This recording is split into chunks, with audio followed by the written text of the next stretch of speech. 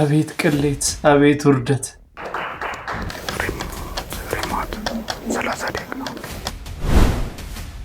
አንተ ከኔ በላይ ታውቃለህ እንዴ? አይቻውም በእኔ መስራት ለምንድን ነው ህግ የምታስተካክለው? ይቅርታሽ ተመሳስሉ ያየኝ ነበር በተደጋጋሚ በቃ የሆነ የነሳት እያሰበ እኔም አየዋል እንተያያለን። ከሚስ ወርልድ ኢትዮጵያ እህት ግድያ ጋር በተያያዘ ያልተጠበቁ ሁለት ሰዎች በቁጥጥር ስር ዋሉ።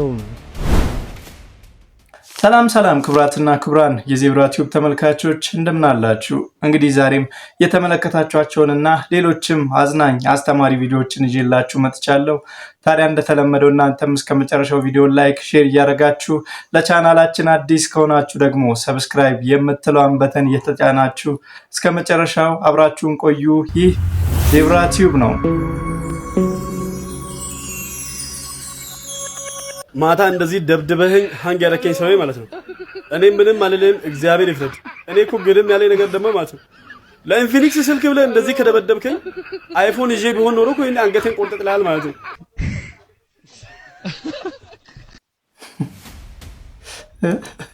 ተደብድቦ ነው በንብ ተወሮ ነው እንጂ ተደብድቦ አይመስለኝም። ተደብድቦም ከሆነ እንግዲህ እግዚአብሔር ይላችሁ፣ ሌላ ምን ይባላል? ይቅርታ የኔ እህት፣ ይቅርታ የኔ እህት፣ ይቅርታ የኔ ወንድም፣ ይቅርታ የኔ እህት፣ ይቅርታ የኔ ወንድም። በቃ ይቅር ብያለሁ፣ ይቅር ብያለሁ።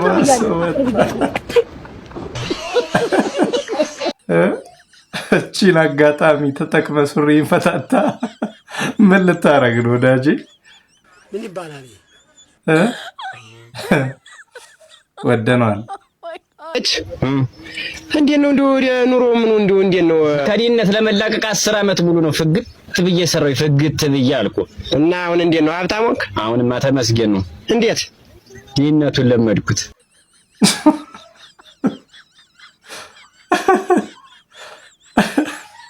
እሱ ይሻላል።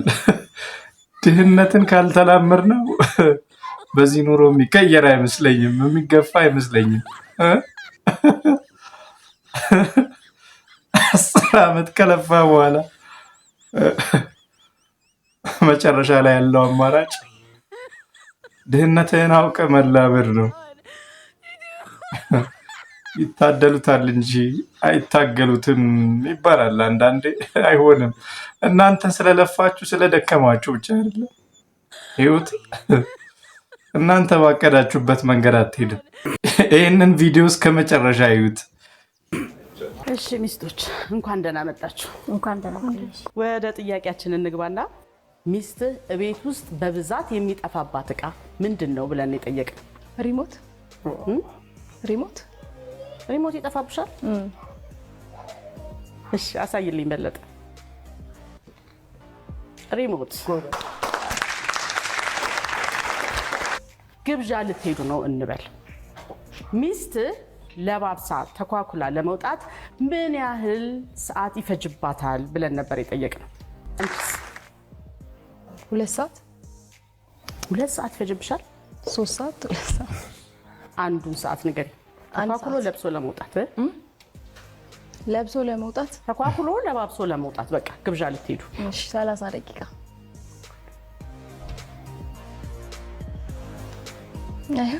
እንዴት ነው ከ3 2 1 ብለሽ 30 ይደረሽው? ያው እዘገያለሁ በጣምና እኮ ለባብሶ ለመውጣት 30 ደቂቃ ይበቃሻል? 30 ደቂቃ። እርግጠኛ ነሽ? አሳይል። እንጠርጥራለን። እዘገያለሁ ብላ 30 ደቂቃ ብቻ። እሺ ሶስተኛው ለባሎች ሚስት ከጋብቻ በፊት ለመጀመሪያ ጊዜ ያስተዋወቀች ማንን ነው ብለን ነበር የጠየቅነው። ለማን ነው ያስተዋወቅሽው? መሲ። ትንሽ ናት። ጓደኛዬ መሲ። አሳይልኝ በለጠ። ከባድ ፉክክር ይመስላል። አሁን ወደ ውጤቱ እንሄዳለን ማለት ነው። ዛሬው የንተዋወቃለን ውድድር ላይ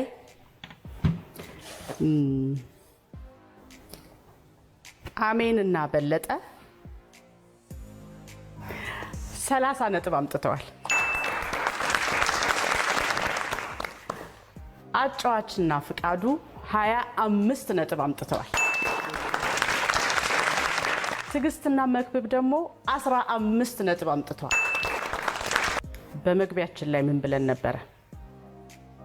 ምንም አይነት በእጅም በድምጽም ምንም አይነት ምልክት ማሳየት አይቻልም ብለን ነበር አይደል?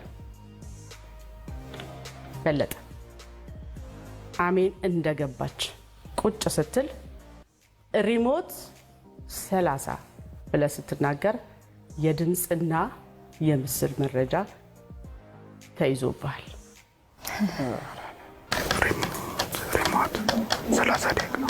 በዛሬው የነጥብ ድምራችን አሸናፊዎች የነበሩት አሜንና በለጠ ነበሩ። ግን በሰራችሁ አቤት ቅሌት፣ አቤት ውርደት ተደርጋችሁ አጫዋችና ፍቃዱ አሸናፊ ሆነዋል ማለት ነው።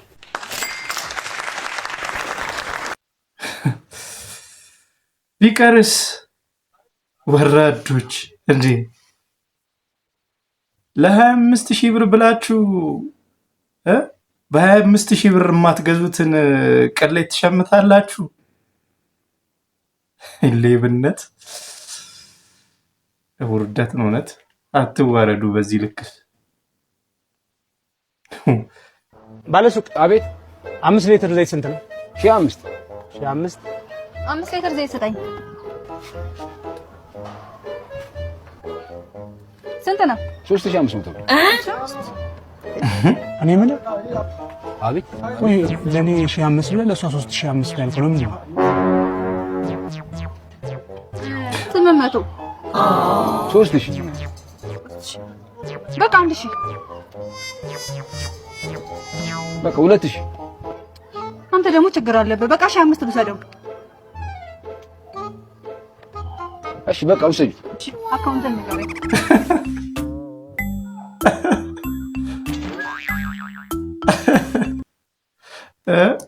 ሴቶችና ወንዶች ልዩነታቸው ይሄ ነው። ሴቶች በቃ ክችች ይላሉ፣ ይከራከራሉ። በዋጋው ለምትገዙት ነገር ትከራከራላችሁ እስከ መጨረሻው። ወንድ ግን በተባለበት ዋጋ ነው ገዝቶ የሚሄደው እና ጥሩ አታያይ ነው። ሊባርካው ጌታዬ ሊባርካው አባዬ በኢየሱስ ስም እኔስ የማይከዳኝ የማምነው ጌታ አለኝ በጀቡ ቢበዛ አትፈራም።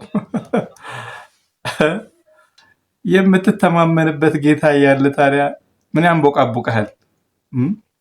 ደረትህን ነፍተህ አትሄድም? በቃ አታጨስ፣ ማን አታጨስ። አውቃለሁ ሴቶች በህልመ ሌሊት ረሱሽ እያሉ አይደለም፣ ግን እንዳንተ አይነት የጅል ፊት ቢኖረኝ እኔም እኮ አጨሳለሁ። ግን አሁን ማንም አይፈልግህም። ገና ደግሞ ብዙ አመት ነው ማትፈለገው። ለዛ መላመድ ነው እንጂ ይሄ ማጨሱ መፍትሄ አይሆንም። ቆዳ እስኪቋጠር ድረስ እያሳልክ ከንፈር ፒስታ መንገድ መስሎ ደግሞ ብዙም ትርጉም ያለው ህይወት አልኖርክምና ኢየሱስም አይወድህም። ግን በቃ አታጭስ። ሰይጣን አቋሙ ወርዶ ነው የምትመስለው። አታጭስ ለማለት ነው። ይሄንን ሞቲቬሽን ሰምቶ የሚያጨስ ሰው ካለ እንደው ጤነኛ አይደለም እሱ። አታጭስ፣ ሰይጣን አቋሙ ወርዶ ነው የምትመስለው እየተባልክ እኮ ነው። ሞቲቬሽን ነው ወይስ ስድብ? ሰውየው ነፍስ አባቱ ጋር ይሄዳል።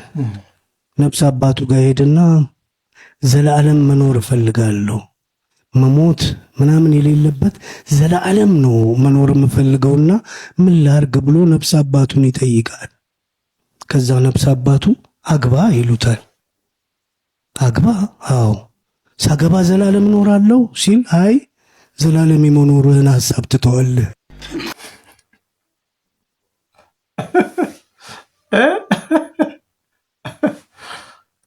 ኧረ አለማየሁ ገላጋይ ምንድን ነው? ሰው ሁሉ ቆሞ እንዲቀር ነው እንዴ? በጣም የተከበረ ሰው እኮ ነው ደግሞ በጣም የምወደው ደራሲ ማለት ነው። እንግዲህ ትዳር ላይ ያለው አመለካከት ጥሩ አይመስለኝም። ለማንኛውም ትዳር ክቡር ነው፣ አግቡ። ዘላለም መኖር ባትችሉም በልጆቻችሁ በልጅ ልጆቻችሁ ዘላለም ትኖራላችሁ፣ በእነሱ ውስጥ ማለት ነው። የሆዴን አውጥቼ ልንገርሽ ከእንግዲህ አትምጭኝ ናፍቆቴ ሳገኝሽ ነው እንጂ ደስታዬ ሳጣሽ ይከፋኛል ሕይወቴ እመኝ ሌላ ሰው በፍቅር በእውነቱ የለኝም የማውቀው ስለምወድሽ ነው ከልቤ ልንገርሽ አንቺዬ በጣም የምጨነቅልሽ የምጨነቀው ካጠገቤ ሳጣሽ ከጎኔ ስትርቂ የምጨነቅልሽ አንቺ የኔ ናፍቆት ለምን ይመስልሻል እንዲህ የምሆነው?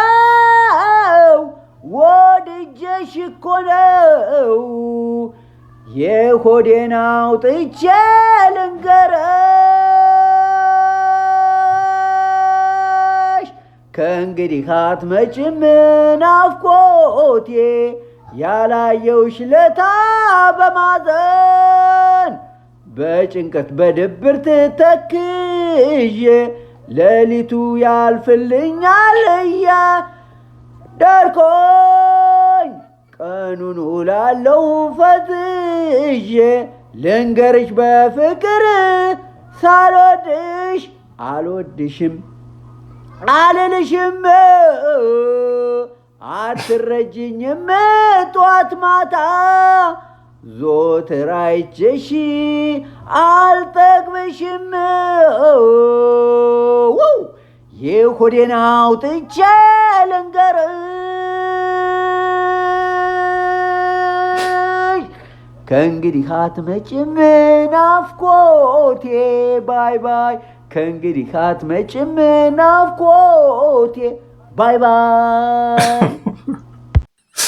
ምንድን ነው አባት አስጨነቀን እኮ እንዴ! ልንገርሽ ናፍቆቴ አትንገሯት እንዴ! አትመጣም በዚህ ድምፅ። ኧረ ጉድ! አንዳንዴ መክሊታችን ሌላ ምን ሞክረው ምን ጥርበት ምን ዳክርበት ነገር ደግሞ ሌላ። ተጫውት ደምናው ያምር ያምራል ያምራል። ቀበቶ አስረሻ ባደርግ ባላደርግ ምን አስጨነቀ? ቆይ ሴት እኮ ነኝ አይደል እንዴ? አሞራሩ ጭልፊት ምን በጭሽ እኔ ወደዛ ጨልፋ ፊት ምን አይነት ሙድ ነው የምታራምደው? ቆይ ኤርፕሌን ሞድ ቀበቶ አስረሻል። ቀበቶ ማስራለች። ደመናውም ያምራል። አንተ ግን ታስጠላለህ። አልበዛም? 5 ሰንበትን ልረፍ። ምንድን ነው? የለም እንደዚህ ነው። ሂጂ ካሰብኩ አለኩኝ። የለም እንደው አልበዛም? 5 ሰንበትን ልረፍ።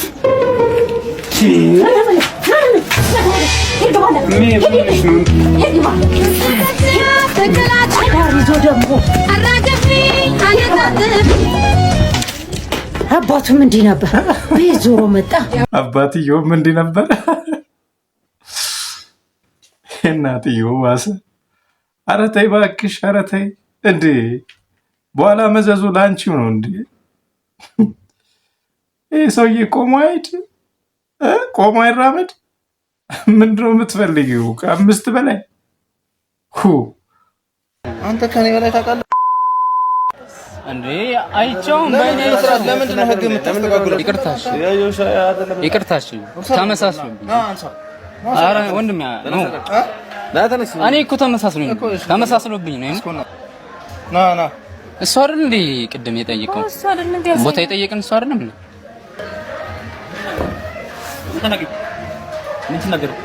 አይ አንተን ይመስላል ነው አንተን ይመስል ያሳየን።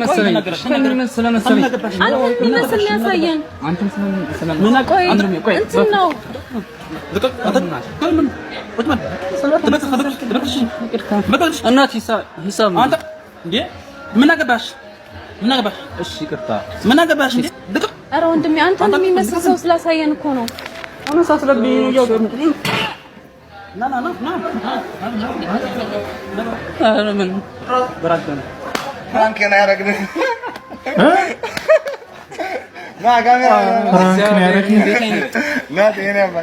ምንድነው ይሄ 200 ብር ሙስና? ኧረ በእግዚአብሔር ይቅርታ ናቲ ወንድም አድናኝ ፕራንክ አድርጌዋለሁ። አይ አድናኝ ወይ እንደዚህ ኖርማል ነው ማለት የታሰበበት ሪል እንደዚህ ነው። ፕራንክ ነው የምሰራው፣ ሪል ፕራንክ ነው የምሰራው። ና ተረጋጋ። ቆይ እኛ ሀገር ህግ የለም ወይ? ቆይ ፕራንክ እኮ በጣም ቅጣታ። አሁንስ እንዴ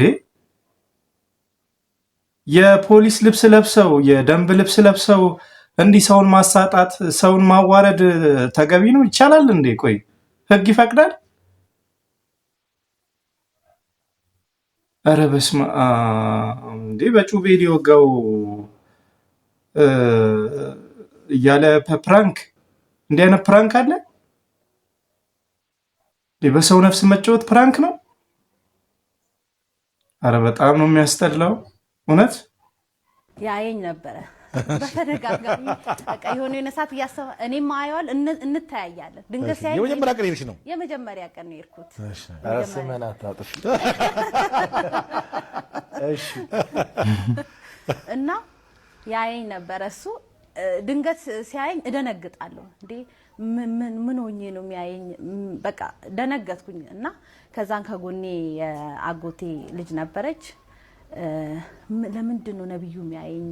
በደንብ እያየኝ ነው ፈራሁ። አረ ይጸልይልናል፣ እንኳንም አየሽ፣ ጥሩ ነው ማየት፣ ከዚህ ሁሉ ህዝብ ማየቱ ጥሩ ነው፣ ይጸልይልሻል አለች።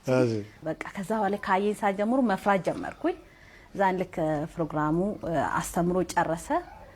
ህዝቡ እየተበተነ እንትን እያለ ሮጣ አንድ አስተናጋጅ ቸርች ላይ የምታገለግል ዲያቆን መጣችና ፓስተሩ ይፈልግሻል አለችኝ። ጠርታኝ ነክታኝ እየወጣን ነበር አንድ ላይ።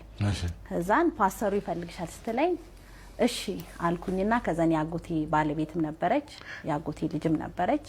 አብረን ተያይዘን ወደሱ ወደ አገልግሎት ጨርሶ ከመድረኩ ወረድ ብሎ ወደ ቆመበት ሄድን፣ ወደሱ ማለት ነው። ከዛም በኋላ ሄድን። እንዴት ነሽ ሰላም ነሽ አለ የአጎቴ ባለቤት። ፓስተር እንዴት ነህ ደህና ነህ ብላ ሰላም አለች። እናት ናት። ደስ አላት። በቃ ስላገኘን ደስ ብሎናል በቃ አለችና የአጎቴ የባለቤቴ የወንድሙ ልጅ ናት። ከሐዋሳ ነው የመጣችው ለክረምትኛ ጋር ከሐዋሳ ነው የመጣችው እና ጸልይላ ስለጠራክ ደስ ብሎናል አለችና አንድ ላይ ሆኖ ጸለይልን ምናምን። የት ነው የምትኖሪው? ከሐዋሳ ነው የመጣሁት ያለውን ነገር ነገርኩት። ስልክ አለሽ አለኝ። አለኝ ብዬ ስልኬን ሰጣው። ከዛ በኋላ ተለያየን፣ ሄድን እኛም ወደ ቤታችን። ከዛን እንደ አጋጣሚ ማታ ፕሮግራሙን እንትን ካልኩኝ በኋላ ጠዋት ሌላኛው አጎቴ ቤት እዛ ሄድኩኝ። በሄድኩበት ማታ ያገኘናት እናት ቤት መጣ። ስልኬ እምቢ አለ። በተደጋጋሚ ሲደውል ዝግ ነበር። ከአንድ ጓደኛው ጋርና ነግሮታል እግዚአብሔር እና ጠዋት ሁለቱ አንድ ላይ ዝናብ እየዘነበ ነበር። የዝናብ ሻማ ጃኬቱን ትልቁን ለብሶ ነበር የመጣው። ዝናብ ነበረ። በጠዋት ነው የመጣው። ሲመጣ ከዛ እኔ ሌላኛው ቦታ ነበር ሌላኛው አጎቴ ቦታ ቤት ነበርኩኝ። ከዛን ስልኬ ስላልሰራ ቅርብ ለቅርብ ናቸው፣ አይራራቁም ቤታቸው። እኔን ለመጥራት አራ የማታው ነብይ መጥቷል፣ የማታው ነብዩ መጥቷል እና ይፈልግሻል እንዴ። እኔ ከተኛውበት ለምንድን ነው የምቀሰቅሽኝ? ልተኛ እንጂ ብዬ ከተኛውበት ነበር የቀሰቀሰችኝ። ከዛ በኋላ እንደምንም ከእንቅልፌ እንደተነሳው ሄድኩኝ። እዛ ሲሄድ ቡና እየተፈላለት ነው ምናምን። ከዛ እንደረስኩኝ ሰላም አልኩኝ። ፈሯቸውና ዞርዬ እንደ ወደ እንትን ነበር የገቡ። ከነሱ ጋር አልተቀመጥኩም፣ ዞር ነው ያልኩትና ከዛን እንትን አለ ጸልዮ ምናምን ወጣ። እየወጣ እፈልግሻለሁ አለ ከአጎቴ ልጅ ጋር አንድ ላይ አላስታውስም ካፌውን። እዛ ካፌ ቁጭ አልን፣ አወራን። ቀጥታ ነው ይጠይቀኝ። ወዲያ ሳይ ለትዳር ነው የምፈልግሽ አለ። ለትዳር ነው የምፈልግሽ አለ። ያ ነገር ምንም በቃ እንትን አለኝና እንዴ ደነገጥኩኝ። እኔ አንደኛ እድሜ ገና ነው። ስንት ዓመት ነበር? 16 ዓመትሽ? 16 ዓመቴ ነው። ዝም ብዬ ትልቅ መስላለሁ እንጂ አልደረስኩም ገና። በ16 ዓመቴ ትዳር የሚለው ነገር ጭራሽ አላስብም እኔ በኩል። እሱ ደግሞ ይፈልግ ነበር ለአገልግሎትም ትዳር አብሮ እንትንም ለመጓዝ ትዳር መልካም እንደሆነ በደንብ ስለተረዳ እሱ በደንብ ይፈልግ ነበር። በዛ ሰዓት እንትን ነበር። ከዛ ከኔ ጋር እግዚአብሔር ያው አገንትን አለው ሲለኝ እኔ አልተዘጋጀውም፣ አስብበታለሁ፣ ጸልይበታለሁ ብዬ ከዛን ከሱ ጋር እንትን አልኩኝ። በዛ በሚለው መጣው ፋሚሊዎቼ እንትን አሉ። በዛ ነው ተዋወቃችሁት? የመጀመሪያው ቀን ቸርች ሄድሽ ቀን? ቸርች ሄድኩበት ጊዜ ነው። ነብይ ታዲያ የመጀመሪያው እንደው አንተ እንግዲህ ጥሩ ነው፣ ደስ ይላል መጋባታችሁ። እንኳን ተጋባችሁ። ግን ፓስተር የ16 ዓመት ልጅ መመኘት ጥሩ ነው? ተገቢ ነው? ገና ሮጣ ያልጠገበች ልጅ ምን ትላላችሁ? ሰበር አሁን የገባ ከሚስ ወርልድ ኢትዮጵያ እህት ግድያ ጋር በተያያዘ ያልተጠበቁ ሁለት ሰዎች በቁጥጥር ስር ዋሉ። ፎቶግራፋቸው ሁሉ ነገር እጃችን ገብቷል። ዝርዝሩን እንደሚከተለው አቀርብላችኋለሁ። ሁላችሁም እስከ መጨረሻው ተከታተሉት። ነገሩ ፊልም ነው የሚመስለው። ወዳጅ ከለላ መሸሸጊያ ይሆናል ተብሎ ይታሰባል። ለዲዛይነር ቅዱሳን ይርጋለም ግን ወዳጅነት የሞት ወጥመድ ሆኖ አረፈው። የ2026 የሚስ ወርልድ ኢትዮጵያ የውበት ንግሥት የሩት ይርጋለም ታላቅ እህት የሆነችው ቅዱሳን በሞዴሊንግ ዓለም ውስጥ ስኬትን ከምትመኘውና ከእህቷ ጋርም የትምህርት ቤት ትውውቅ ከነበራት ቅድስት ሙሉቀን ጋር የጠበቀ ጓደኝነት ነበራት። ሆኖም ከዚህ ጓደኝነት ጀርባ ጥልቅ የሆነ ምቀኝነትና አደገኛ ሴራ ተሸሽጎ ነበረ። ሁሉም ነገር የተጀመረው አርብ ዕለት በተደረገ አንድ የስልክ ጥሪ ነው። ለአንድ ዓመት ያህል ተጠፋፍታ የነበረችው ቅድስት የናፍቆት በሚመስል የጓደኝነት መንፈስ ለቅዱሳን ደወለች። አዲስ ኮንዶሚኒየም ተከራይቻለሁ፣ መተሽ ቤቴን እይልኝ፣ ደግሞም የማገናኝሽ አዲስ የሥራ ዕድል አለ በማለት የጓደኛዋ ልብ አባበለች። በጓደኛዋ ላይ አንዳችም ክፋት ያልጠረጠረችው ቅዱሳን ሜክሲኮ አካባቢ ተገናኝተው አብረው ወደ ኮየ ፈጬ ኮንዶሚኒየም አመሩ። ቅዱሳን የጓደኛዋን አዲስ ሕይወት ለማየት በደስታ ስትጓዝ እየሄደች ያለችው ግን ወደ ራሷ የሞት ቀጠሮ ነበረ። ኮየ ፈጬ አዲሱ ኮንዶሚኒየም ደጃፍ ላይ ደርሰው ወደ ቤት ሲገቡ የነበረው ወዳጃዊ ድባብ ቅጽበታዊ በሆነ ሽብር ተተካ። ቤት ውስጥ አድፍጦ ይጠብቅ የነበረው የቅድስት ፍቅረኛ ደሳለኝ ቅዱሳን ድምጿን አውጥታ እንኳን እርዳታ እንዳጣራ አፍኖ አሰራትም።